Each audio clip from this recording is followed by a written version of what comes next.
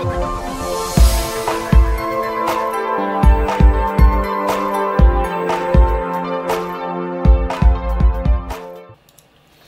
and welcome to Flory Models Daily Vlog. Here we are live at 5 at, what are we, the 11th of October 2017. To me, pretty good. Trying to get on, and to be honest, I've ran into a few little problems, shall we say. Generally working on this little gem. So if we give you a little bit of a run through, you can probably see we've got the engines mounted up. A bit closer down there. As you can see, we've got the engines all mounted up down in here, looking pretty nice, no problem. We started to do the copper plumbing, we'll start off work at the top, things like that. But generally, as you can see, it is one of those things where you've got plastic meets resin, sometimes doesn't always go together very well. The problem I had, to be honest, down in the back here, is the way that the engine fits in, the way it just sits in there generally, the locating pins and everything didn't quite work out. Now you would think normally, because obviously with CAD work and with resin in CAD as well, it should be pretty good, and normally, to be honest, it really is. And I can't actually work out what was going on, why it wasn't quite working and all the rest of it, because, you know, just general test fitting and stuff like that didn't throw up too many problems. But I think by the time you get, again, it's that thing, the tolerances, so glue, a little bit of paint, actually now things don't line up, and that was the trouble we're having. So literally the engines are 1/2 mil too far forward, so when you came on to put these little guys in here, these straps, as it sort of comes forward and it meets this front section, they weren't reaching, they were 1 mil too short. So you've got a couple of options here. You either physically lean the engine forward a little bit so they reach, or you try and lengthen them and all the rest of it. And hopefully you can see on this little guy up here as well, it's gone in, it's done the trick, and they're in there. It's just that it was just a lot of fiddling around and a lot of flapping and pulling your hair out and everything else like that. But you can see we're just starting to do the wiring. Got loads of wiring because we need to wire it in and everything. And again, all the wiring is here for the real thing. The plumbing's just started to go in. We've got further plumbing to go in there. Obviously we need to weather it and do all the bits to it, but generally I think it's coming along quite nicely. It's getting there. I've actually toned down the exhausts a little bit as well, so I gave them a little bit of a blow over with a little bit of pale blue just to sort of dull them in and give them that sort of heated look and everything. But generally, hopefully you can see these engines are really starting to pop. And don't forget, we haven't physically weathered anything yet. It's all getting there and going in there, but hopefully we'll be in a situation by tonight. I'm going to carry on with it a little bit this evening, to be honest, and get the other side plumbed in, wired in, things like that, so we can actually then push through quite heavily and it will finish it off. It's not exactly where I want it to be, but we are close enough. But it is that thing, I'm thinking, CAD, is it some ways too good? That's what I'm thinking, because many times kits that are highly accurate, and when we're looking at those, we're talking like the Zucamora kits especially are a bit prone to it, wing nut wings, things like that. And obviously Tamiya's got a little bit of wiggle room, but not much. But you know, obviously wing nut wings and Zucamora especially, having worked on those kits as well, you find that if you use a couple of little layers of paint, so if you've got a primer in there, a couple of bits of paint, then glue, actually everything starts to come out of whack, because you've got two sides of that, then you're probably talking 1/4 mil out. That's when you start getting seam lines, and that is my point to it, that technically I'm thinking what's happening now is CAD work, LiDAR, all these things, although they are brilliant, it's not allowing for what I would call modelling room, because the trouble is that now you're going CAD to CAD, bang, yeah, perfect fit. Not allowing for that smidge of glue, that couple of little micro layers of paint in there, and we are talking little amounts. But actually when you've got two sides of it, then you know, obviously that doubles it up. Then you've got a little bit where it coming together as well, you know, a little bit of wiggle room in there. Now you're into a situation where actually it doesn't fit, and that proved itself as well when the reservoirs at the back here were being fitted in. They don't go because they are actually 100% fit, as in it was fine before I went in with paint and glue, but with paint and glue you needed just to sand them in a little bit just to be able to slip them in, because otherwise without it they just will not go. It was just too tight a fit. So that's why I know some ways it's a little bit too tight. So I'm wondering, actually, is it all this great stuff of, you say, like CAD work and everything else, actually they just need to factor in a, you know, we're talking microns really at the end of the day. We're not talking huge tolerances here. We certainly don't want to go back to the 70s of having gaps in kits, but they do need a little bit of wiggle room, a little bit of work room to enable us to be able to go through and actually put together a kit and have a little bit of wiggle room, so when it does go in and you push it all together, it's good to go. But I'm thinking now, because CAD work is so good and is so accurate, it's a little bit too good, because I've definitely found this problem now, especially with the resin. We spoke about it putting the resin edgings together, that there's no wiggle room with it at all. It is what it is. If you were building it, you know, CAD wise, we know it goes together perfectly well, but by the time you factor in glue and paint, we had troubles. But now we've got trouble because we've got plastic meets resin meets super glue, and obviously super glue is thicker than your normal sort of weld action, hot action glues, things like that. You need to allow for those as well. But certainly it is one of those things where you're right, okay, let's try and get this in. And then the trouble I was having, actually, you're handling these resin engines, they're very, very fragile, and to be honest, we have got a few bits come off that need to be put back on these. We've bent a little bit of photo etch, some of the wiring got a little bit squashed, things like that. So now what we've got to do is go around and fix all of these little things. And again, you're into that realm, you're thinking, I bet the kit parts went in there no problem at all. I think they would have just fitted in and had no problem, but because we've got these little resin engines going in here, and this is all resin at the front end, then that's the problem we've had. You might notice, obviously, we've mounted up the engines, and something I said I wasn't going to do, but because I had so much, I wouldn't say it's hassle and fuss, but we had quite a bit of work involved with getting these in here.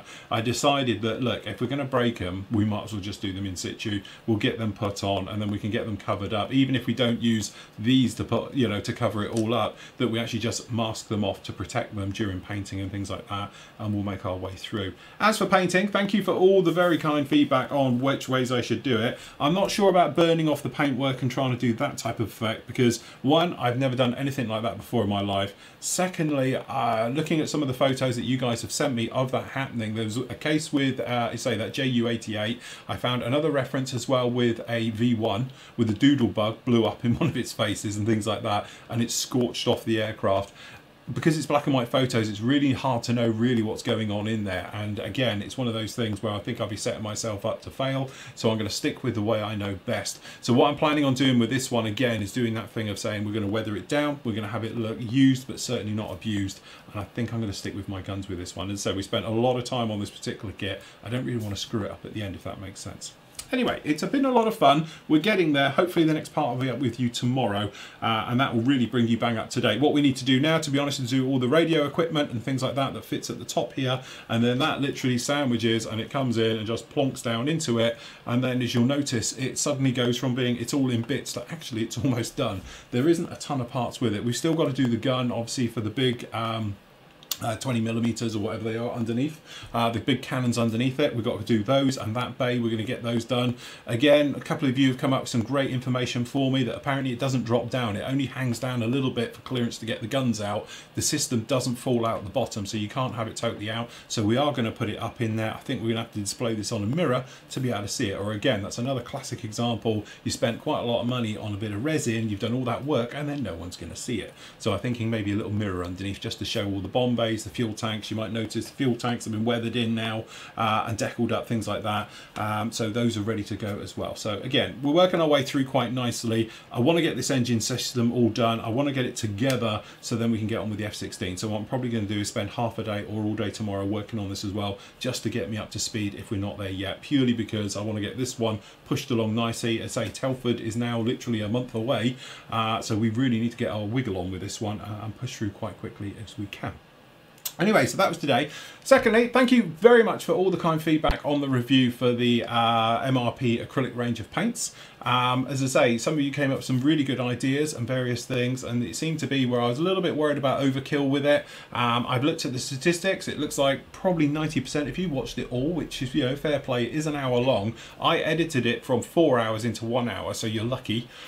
So from that point of view, actually, I think it's worked quite well. I tried to cover as much as I possibly can in with it, but some of you guys have come up with some great ideas for other types of reviews and various things as well. So we're thinking maybe about, you know, next year changing the review format a little bit. So maybe we'll actually get a kit and start putting them together just to see how they go together as well in a rough type of, you know, sort of situ. Obviously the big huge kits you can't do it too, but perhaps more the shake and bake 48 stuff. We might just do some little test fitting, get the old tape out, see how it's going to go together as well, just to give it a little bit more in depth. So instead of the reviews being as an average, you know, 10 to 30 minutes long, maybe they are an hour long, and we'll spend more time going deeper into the kits as well to see exactly what is going on, see exactly how well they go together, rather than just it is what it is. It's just a look inside the box to see exactly what we've got. But maybe just taping up some joints, seeing how it fits, I think that would be a good idea as well. So thanks for the guys who have recommended or certainly mentioning that it might be worthwhile going down that route.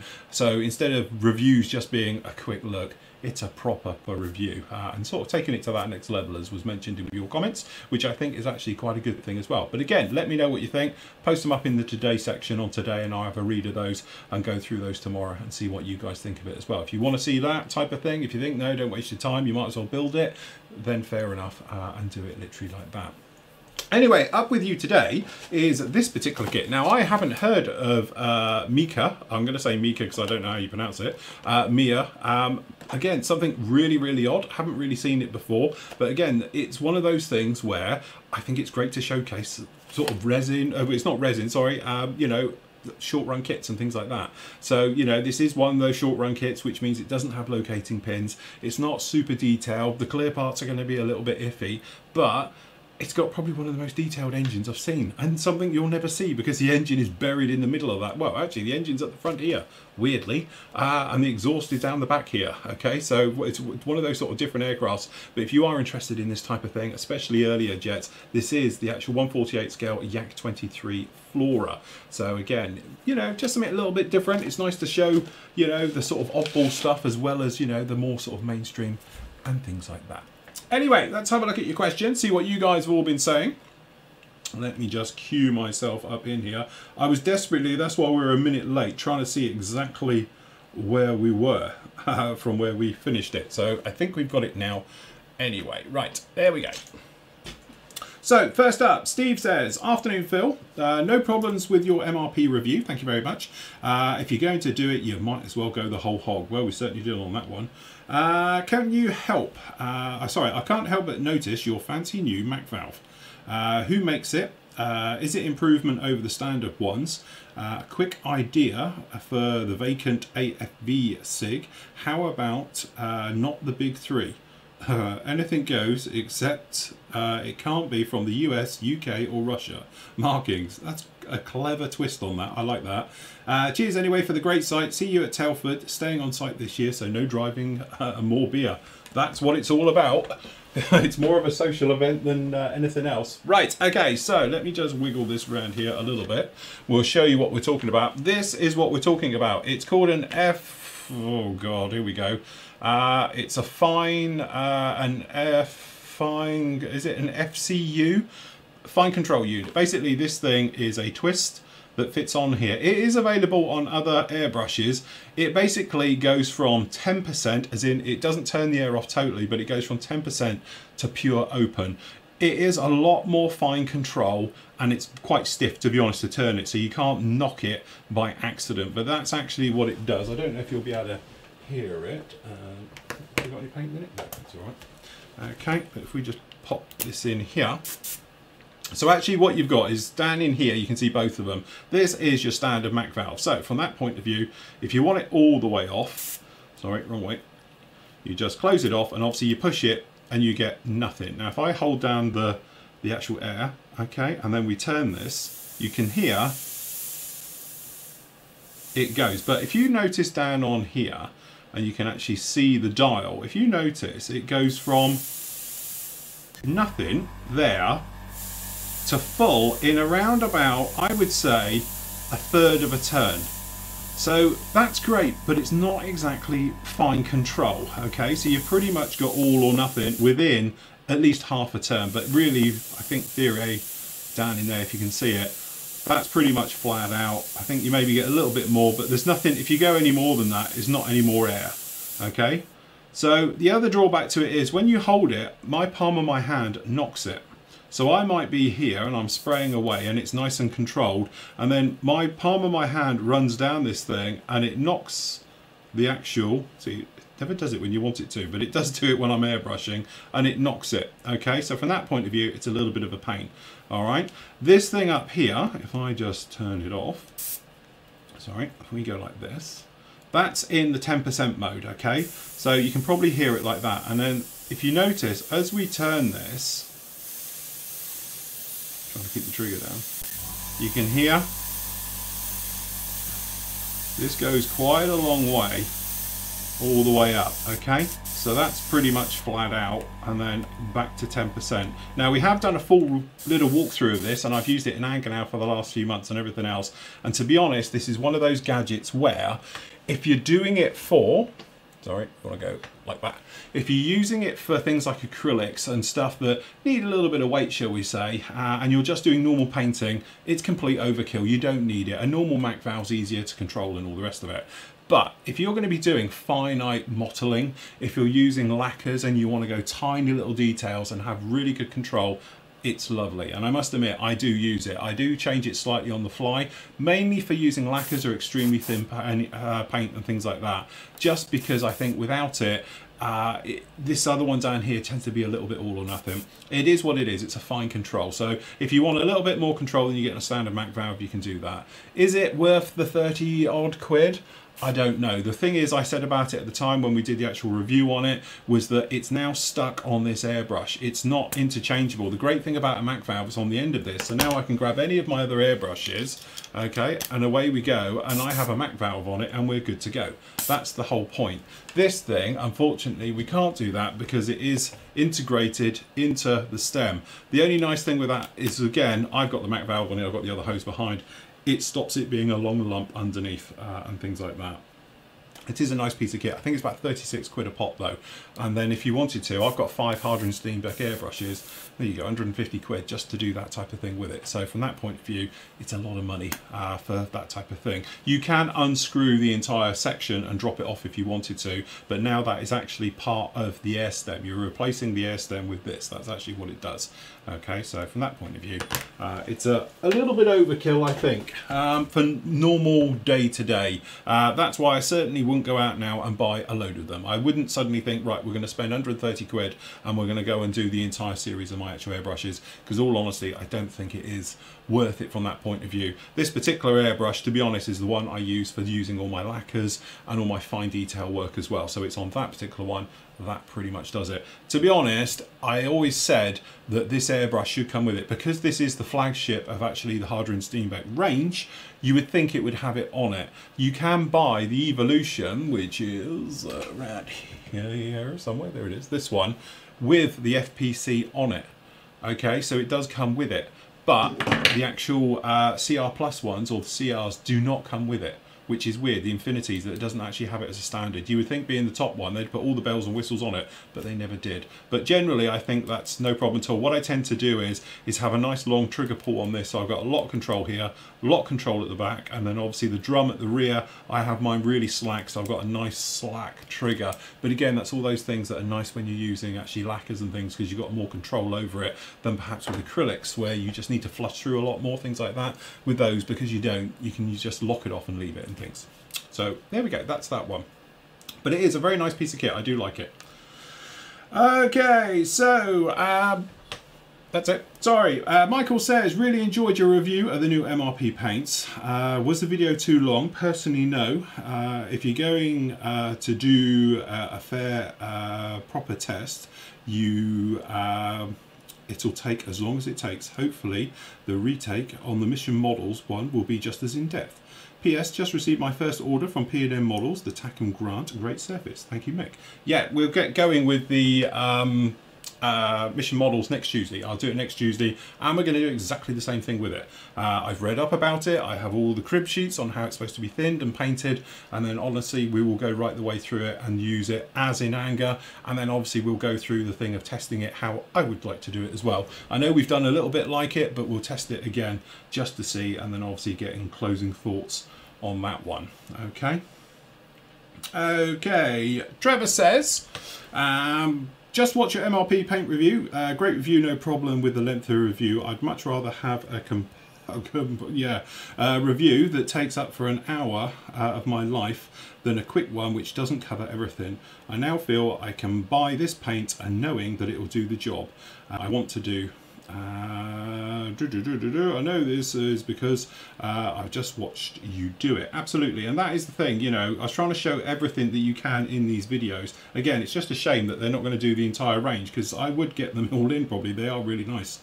Hi Phil, quick question. Hopefully it will be quick. Sorry, who was this? This is Robert. I'm looking at picking up some MRP as the US distributor finally has some stock. I'm wondering if you could recommend some colours to start with. I mostly do modern armour, but I want to build modern jets as well. I'd love to get into the entire range, but over 300 colours at $7 a bottle, it's a hard one to swallow. It is, absolutely. I'm just not sure where to start. Also, feedback on yesterday's test, an hour was fine personally. I'd rather a guy who recently did a paint review that was 3 videos and an hour long each. That's totally overkill in that case then. Okay, MRP paints, definitely do never ever go out and buy an entire range of anything, because honestly, it's better to get your model, have a go with it, and then if you like it, then as you progress, then get the sort of colours, and don't be a fanboy and get them all really, because otherwise there's better kits to buy, to be honest, than there is paint. Okay, so if you're thinking about armour, obviously MRP do a range of armour colours and various things. They do, I'm just trying to see where they are now. You might notice I've moved them. They go all the way across now so I can get them in. But they do, I'm just seeing if I have got it. I have got it because I bought them. I just can't see the colours of it because it's probably down the other end now. But they do armour, modern US armour, things like that. And then obviously they do the standard sort of olive drabs, things like that for World War II. So from that point of view, they are there. Just have a look on their charts. They tend to have it all listed quite clearly now. If you're talking aircraft, if you're talking modern stuff, then actually they're pretty good in their way. If you're thinking sort of gold greys and stuff like that, then obviously for the normal ones, you've got the US Navy White MRP 99, and you've got gold grey, which is that's dark gold grey. Where's light gold grey? For thingy, I say they've all moved, which has thrown me completely because I used to be able to point to them and I knew just where they were. Hold on, I bought another one because I'm almost out of it here somewhere. There it is, 98. So yeah, have 98 for light gold grey, and then the white is 99. It's right next to it. You'd think I'd know it. Okay, those will cover anything from sort of your Tomcats, Corsairs, Crusaders, things like that. Okay, so pretty good on those. The other colours, if I look at my restock, these are the ones I use a lot of the time. Okay, these came in yesterday. I do have to thank Merrick for sorting these out for me. What's on those? Which ones have we got there?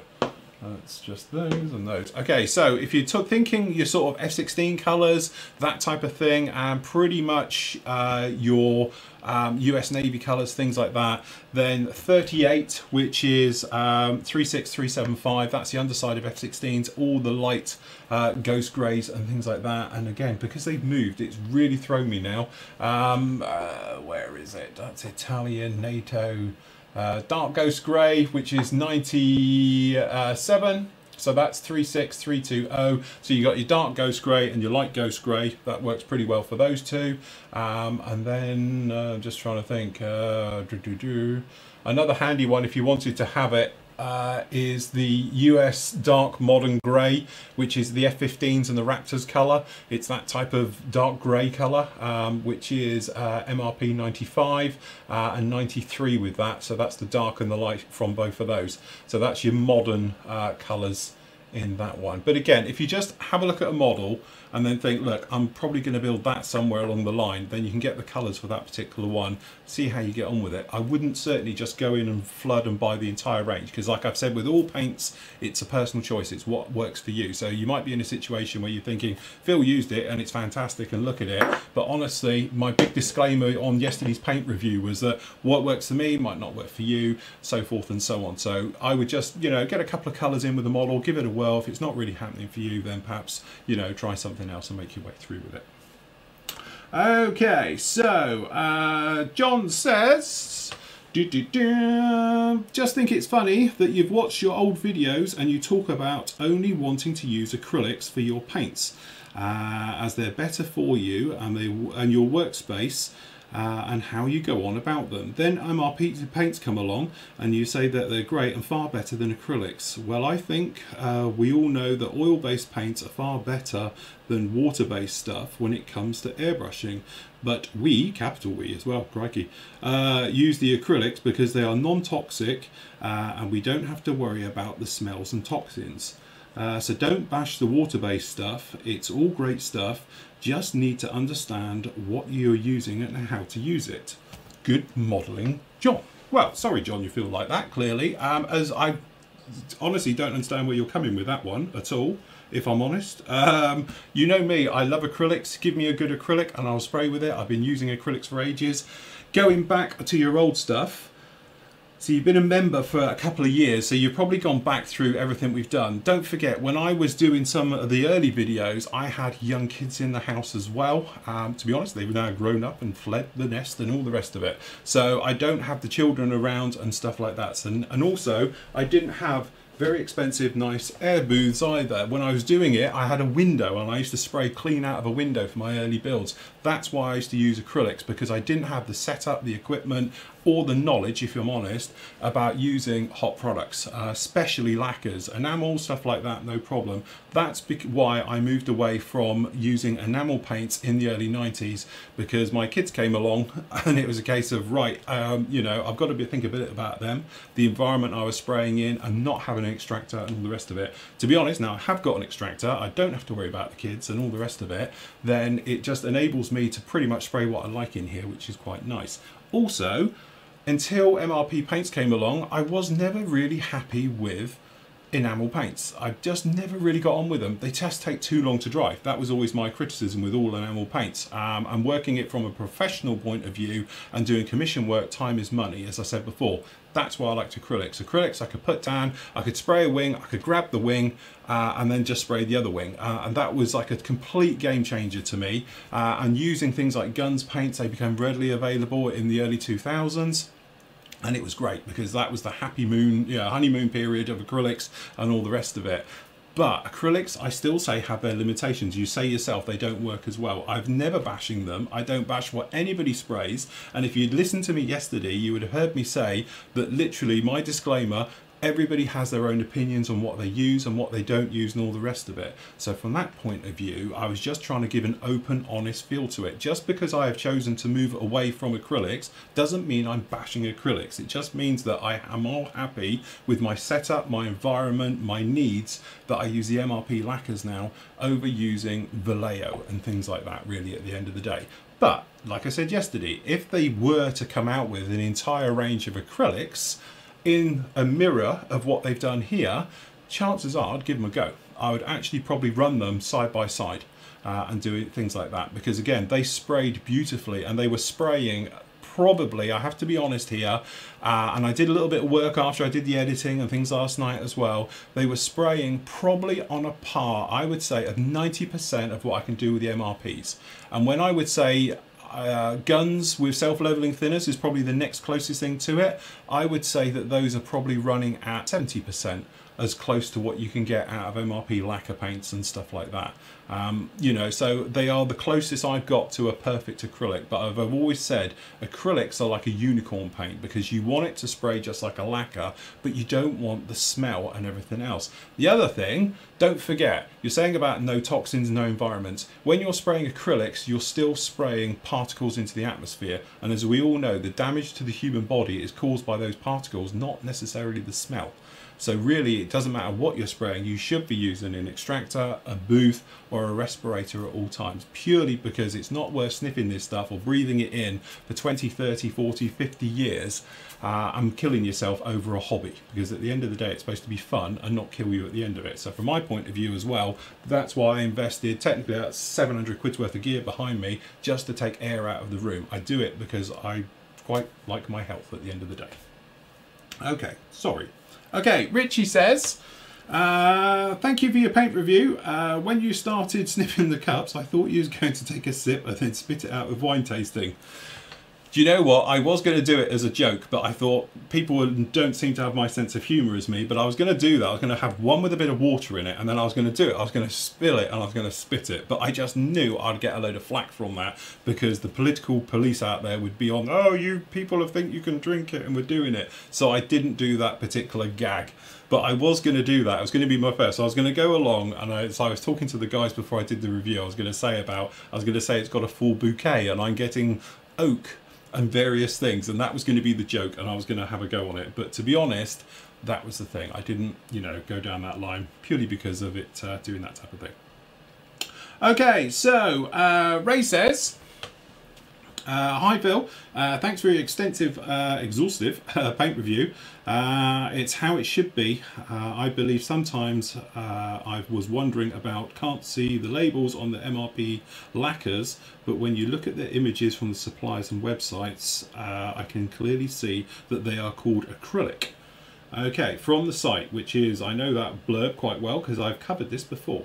Okay, so what this basically is boiling down to, when you look at the MRP paints, it says, and I quote, and here it says, acrylic lacquer paints for airbrushing. Okay, it says it just across here. Okay, so the confusion that has come about this is a little thing that is, I think, gets lost in translation between, obviously, you know, sort of, you get Polish companies, Czech companies, and all these different companies. Sometimes you get a little bit of translation problems. The acrylic part is the pigment. The stuff you can see at the bottom down here, like sludge, is technically an acrylic. Okay, all pigments are an acrylic. Okay, the Flory Models wash technically is an acrylic because it's got clay in it, pigment and water. It's acrylic, all right?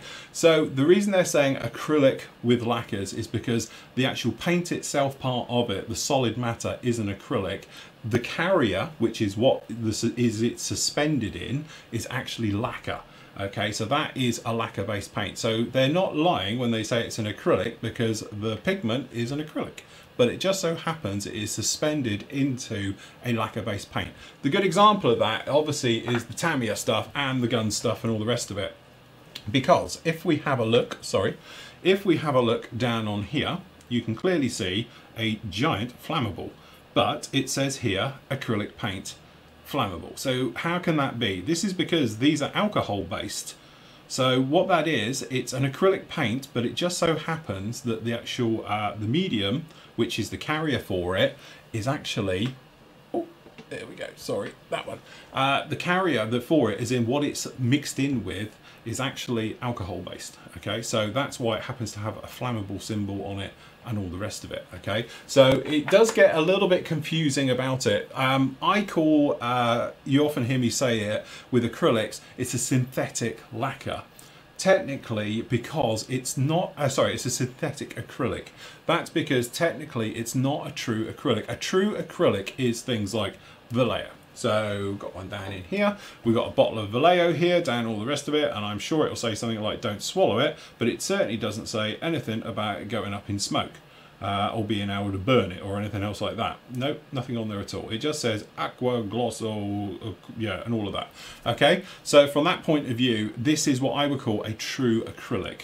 Okay, the MRP ones as well that I did yesterday, I do believe, although I haven't, to be honest, I haven't spoken to MRP about them at all. I don't have any direct contact with MRP, by the way. But the thing is, I believe those are actually alcohol based. Okay, so they are the same as the Tamiya ones, as guns and all the rest of it. They're not a true acrylic. Other ones, like Life Color, is probably the most purest one you can get at all. That's why Life Color thins very well with distilled water or deionized water, because that's what it is. So it mixes incredibly well. That's why Life Color doesn't like things like, you know, obviously you can't put lacquers in with it. You don't really want to use alcohol-based paints with it and stuff like that. That's the trouble, to be honest, what we had with Mission Model paints, because Mission Model paints hate alcohol. Okay, so when we were playing around with it and we put in airbrush thinners, anybody's, it hated it. It's because it doesn't like it. I didn't know that. And, you know, to be honest, we'll be doing the full thing next week on it and seeing what it's like and what it works with and what it doesn't. But that is the trouble with it. So sometimes you have to sort of, you know, read in between the lines, but the acrylic part technically is the carrier film. So all of these ones up here where it says that it's an acrylic paint and all the rest of it is purely because it's the actual, the pigment, is it, the solid bit. But unfortunately it is suspended in, you know, you can see how much on some of these. 99% of it is literally self-leveling thinners, because that's what it is in those. It's their version of self-leveling thinners, and that's why it sprays quite well. And we were talking about it the other day, the difference between, I think, like a hot product, like a lacquer, versus an alcohol-based thinner, is that a lacquer one is continuously consuming itself. How many times do you look down into a colour cup and if you make up your paint, you can see it bubbling? That's because it's physically eating itself, all right? Whereas an alcohol-based one mixes extremely well and blends and no problem, but it's not eating itself. And that's why lacquer-based paints spray continuously and you don't get the stop start, you don't get build up on the needle or anything else like that, because it is always eating itself. It's always wet, okay, until it is airborne. Once it's airborne, it's drying then, because it's literally just, you know, drying out instantly, okay. So from that point of view, it's just understanding these different ones. And I know it gets really confusing because you get acrylic and you think water and you think it would be safe. Technically it's not. And like we were just talking about then about spraying stuff, theoretically if you're spraying Tamiya, that's not a lot of difference from spraying a lacquer based one. It's not as bad because it's alcohol based, but part of the environment, then yeah, you do have to watch it and things like that. All right, okay, right, moving on. Ray's talking. Has he done it twice? Okay, so this is Robert is answering Ray, just to get this in. He says, hello Phil, have you ever tried getting your skinny stick? Oh sorry, it's a separate question. It's just I thought it was quoted. No, sorry. Okay, sorry. Grant is saying, hello Phil, have you ever tried getting your skinny standers made down to even smaller, like 2.5 mil? Thought that the skinnies are only 5 mil. I find myself sometimes needing a smaller one for tighter areas. I'm not sure if you've ever tried it. Maybe if it comes a problem staying together. I don't know. Sorry if I keep doing that. If I've got any here to show you. Hold on, I might have some of my older ones just in here. This is my older ones. Okay, these are, for you guys who are new, would never have seen these, I suppose. Back in, because don't forget, we've been doing skinny sticks now for what, 7 years? I think about 7 years we've been doing these. So to put this into context, there's a normal one. Actually, have I got a... No, sorry, different grit. Yeah, there it is, same grit as well. Okay, so this is the difference. This is your standard 5mm skinny. Okay, to be honest, the idiot who tried to do a review of our sanders and didn't realise that they're actually dual-sided, you know, he was looking at it going, oh, and look, it's rubbish, it's really coarse. He didn't think to turn it over to see that actually there's another side. Anyway, so anyway, this is the said sander, okay, in its original state. So as you can see, it's not quite half the width. This one's 3mm. We got 3mm and 5mm. To be honest, these were the original skinny sticks. We sold tons and tons of these in the early days, and everything else, as you can see. We had great success with them, don't get me wrong. The feedback we had though was that they fall apart.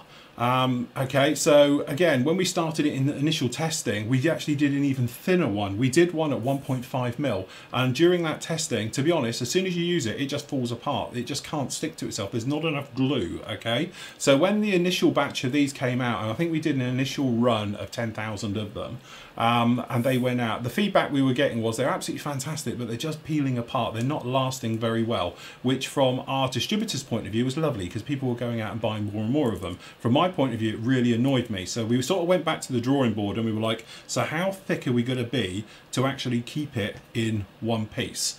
Okay, so literally we did a lot of testing, to be honest, and playing around with it, and a lot of you guys were sent them and stuff like that to play with, and we came out 5mm is as thin as we can get, and it holds together. Okay, and it won't physically delaminate, because that was what was happening. The glue, there's just not enough meat to hold it together. And again, we did one even smaller than that. We called them the needle range, which are like 1.5mm. They were ridiculous, but again, you get literally one use out of it and they just fall apart. So being as a modeler first, salesperson second, I decided that what we needed to do is keep with something with a bit of meat on it, that's going to last. You know, and as I said, most of you know they go on forever. Just chop them down when they get a bit near the end. Just keep snipping them down. That's all you do. So yeah, so that's what we ended up with. So it has been done, and again, it's just one of those things. As a modeler, I like things that work and just keep working, and they're still going years later. If I was a salesperson, I'd do them at 1mm, and they'd fall apart after one use, and you'd be buying tons of them. But as you say, I'm not really like that. I can't do that to you. Okay, Daniel says, g'day Phil. See, do I sound Australian? Have you reviewed, you had a review of Mission Models paints, which you pulled down some time ago, and you promised to redo one. Any chance that we can see that review soon? A distributor for these paints is now in Australia, so I'm keen to hear what you think of them. Thanks, Dan. I will, as I said, you know, I know it might seem that I just sit here and do this, but I do have a structure to exactly what I'm doing, where and when, and I have slots. So that's in for next Tuesday. I will get it done. We'll do a full thing, exactly the same as what we did with the MRPs. So we will go through and we will get the chemistry set out to make this stuff work and everything, and then we'll see exactly what it can do, what it can't do. We'll obviously talk about the colours as well. I know I've had lots of you mention that their colour range is really whacked. I don't know. I will probably have a word with Mission Models about that as well. I will get in contact with them and find out their theory to it, because I've had probably 10 or 15 of you now mention about it, saying that their colours are well out. So if you've got a problem with a particular colour as well, drop me a PM, let me know what that colour is. I will put it to John at Mission Models and see what he has to say about it as well. As I said, I do have a hotline, not quite a bat phone that's red, but it's pretty close to John at Mission Models himself. So if you've got any questions that you would like me to post to him as well, I will ask them up and I will come back with it. So when I do the review, we'll have a little bit of a Q&A at the end as well, so we can speak about exactly, you know, your thoughts and problems perhaps you're having with the paint as well. Okay, which I, you know, hands off, we got that review completely wrong, and I do have to say thank you to Mission Models for actually reaching out to us and putting us straight, which no one likes, but hey-oh, you got to admit your own mistakes sometimes. But also he has promised that if we need anything and feedback or anything else like that, he is open to ideas and to listen to us as well. So kudos to them. So if you have got a problem with colours, anything you've got troubles with, let me know and I can ask him as well. So I'd like to have that as part of the actual review. Okay, so next up we have Andy says, hi Phil, I've just been using a range of sanders for a while now and I've decided I'll put them in the place. That's it, they're in the bin. Do you know, I had one of them in green. I had that for quite a while actually, I don't know where it went. Scale bin that is, very good. Your sanders are the bee's knees, can't wait to use the new edition in anger. Thanks to yourself, the Flory team. I want to give back to the hobby. Absolutely, no problem. The new one, lots of you have mentioned about it. This is the medium, okay? There is a fine coming, and we were really pushing to get the fine one sorted out before Telford. That ain't gonna happen. In fact, this one isn't even in yet. This is just one of the final prototype ones of it, if you like.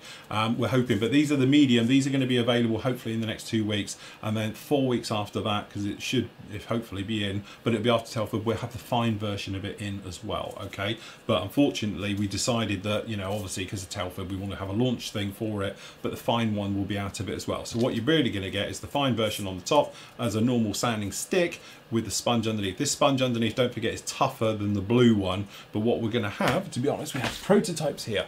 That is what's going to be on it. So you've got a real polishy one on the bottom of it. Not quite as polishy as the polishy one, so it's got a bit more bite. I think it's only around about, I don't know, 1,000 grit or whatever that one is in that world. But anyway, they are coming, we are getting there, and hopefully, as you say, we'll get them out to you as soon as possible. Don't forget, as always, you guys as members, you're going to get first dibs on everything before anybody else sees them, as well as a good discount. Okay, Simon says, I'm not even going to say that joke. Okay. He's, hi Phil, 2 questions. I'm having problems finding X20 thinner in the UK. The one that you use for the Abteilung oils. Is there a substitute more widely available thinner? Okay, so first question, what we're talking about is this stuff. Okay, so this is the blue top. Is it not available in the UK anymore? I'll be honest with you, I've had this because I don't use enamels, and it's all I use it for absolute decades. In fact, this bottle is probably 20, maybe 20 years old. So that's where that one comes in. Your other option is, like this one is Pigment Fixer. I know it's just the bottle, and it sounds silly, but actually not all enamels are the same. I actually quite like this stuff. It's a pigment fixer. You know, technically it's enamel fluid. I don't know what is in it. It may be just be enamels, but whoever's they use works really well with the old Abteilung. So you know, from my point of view, I actually quite like this stuff. It's really good, and I'm out. That's why I'm using this, because it works pretty much just the same. But if I have to say honestly, I think this stuff actually works better, purely because the trouble you have when you're doing oil washes and stuff like that, you need to have something that not only breaks it down, because they all do that. So when you put it in your little dish and you give it a rub round and all the rest of it, everything's fine, but you want it to stay like it. And the difference I find is if you use a cheap, and I have got it up there like B&Q's own, or you know, hobby store's own ones and things like that, is that you mix it up within literally minutes, it's gone really gritty and it separates. It doesn't seem to work really nicely with the So I've got a Chinook buzzing around us. But it doesn't seem to work really, really well with the anti-lug type things. If you're using it for pigment fixers, every other job, you wouldn't notice. It's just that when I'm knocking up oil washes, you find it really stays nicely. The thing that makes that then stand apart from the anything else you're using it for, brush it on your model, it doesn't zip off and then look gritty when it dries, and that is the thing. I've used other, you know, cheaper obviously enamels, it doesn't mix as well, and then when you look at it afterwards, you've got almost speckles around rivets and stuff. Instead of it being a smooth ring of dark causing a shadow, things like that, it's really gritty, and I always put it down to a good quality thinner. So you think a thinner's a thinner, who cares, but actually that one does make quite a difference. It's one of those things, it's just working well with that said product. Both are working nicely together. A bit like Mission paints trying to work with alcohols and stuff like that. They don't like working together. You find what works and you'll be absolutely fine with it. Okay, second question, where to find it? Okay, it should, I don't know if it's not readily available, but it should be just around. I could be wrong, as I said, I've had it for a long time. Yeah. Sorry, I can't be a little bit more helpful. I thought the one you couldn't get in the UK was the buff coloured top, which is their lacquers. I didn't think that was available in the UK. I thought their enamel ones was available in the UK. But if you just generally have a look around for it, it's item number 80040, 250mm X20 thinners, which is the enamel one. The buff coloured top is actually the lacquer one, so it's lacquer thinners, and if it's got the A after it, X20A, it's obviously an acrylic. That's how they work them. A little bit confusing, I know. Okay, secondly, are you planning on building the Hobby Boss 148 scale SU34, which is the big, yeah, thingy back, yeah, what's it called? Fallback. At some point. I bought this from P&M Models, good lad, some time ago. I'd love to build it under your expert video guidance. I'm currently doing the same with the Tamiya 132nd F16. To be honest, next year we've got the Sequoia Sig. That's it for me. That's what I'm going to build for the Sequoia Sig. That's going to start in January. I'm going to run through the spring. So I intend to, when we're into that little zone, I'm going to be doing the Sequoia, and then our first sort of Sig of the year as well is going to be the APC ones for armoured personnel carriers, things like that. So that's why I'm going to do the Bulldog as well, the 432. So I'm going to do that. So they are going to be my first builds for next year. Obviously we're going to have a little bit of fun around Christmas, doing some sci-fi stuff, things like that. Obviously we've got Lindsay in for that, so we're going to be doing things with her. And then obviously my first proper builds into the new year is going to be Fallback, and it's going to be the actual Bulldog as well for the 432. So if you want to join along with those, then, you know, grab those and we'll have a lot of fun doing it. Thanks for all your advice. My modelling skills are really improving after subscribing to your site. Thank you, Simon. Lovely. Nice one to end on as well. I was going to show you somebody's build today, but I think we've gone on a little bit too long already. Sorry, that's me on a rant as always. Apologies for that. What we'll do, we'll get somebody's in for you tomorrow. I don't know whose we've got. I'll have a look. But if you do want to send me your man cave thing, obviously we'll get one of those in as well. So we'll enjoy you again tomorrow. So hopefully we'll have this sorted out. Tomorrow I want to show you this mated to that. Okay, so that'll be nicely pushing along. Don't forget, you can go off and see the review right now of this little guy if you want something a little bit different. Absolutely. Again, lovely little engine in it. Shame you don't see it. Okay, but yeah, something a little bit different. If you've never heard of that company, go off and have a look at that review now. That'll be up on the site as soon as I finish this, as always. Until tomorrow, everybody, though, happy modelling and take care.